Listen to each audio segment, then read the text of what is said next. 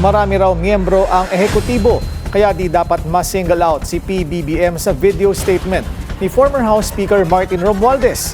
Ayon din sa Malacanang, bukas ito kung makipagtulungan sa pinsan ng Pangulo. Narito ang agenda report ni Ivy Reyes. Hindi ang Pangulo ang tinutukoy ni presidential cousin and former House Speaker Martin Romualdez na executive na may malaking command responsibility sa flood control scandal ayon sa Malacanang.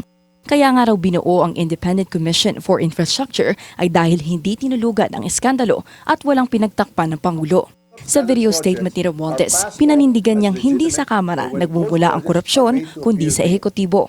That is why command responsibility is far more logically relevant in the executive branch where there is actually supervision, operational control, and implementation on the ground. Buwelta ng Malacanang, hindi lang naman presidente ang nakaupo sa ehekutibo. Yes, because being the commander-in-chief, being the chief executive, ano po ba ang mandato ng isang presidente?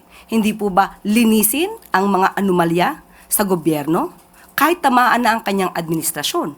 So ang ibig sabihin po nito, nung nakita niya, being the president, meron siyang obligasyon na paimbestigahan to at linisin ang kalat na nangyayari sa kanyang administrasyon, kung meron man.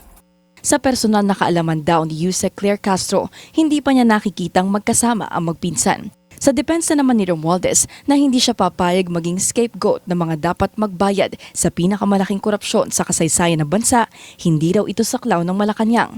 Kung makakatulong naman daw si Romualdez sa takbo ng investigasyon, welcome daw ito kay PBBM na nais mapanagot ang dapat managot. Para sa agenda, Ivy Reyes, Billionaire News Channel.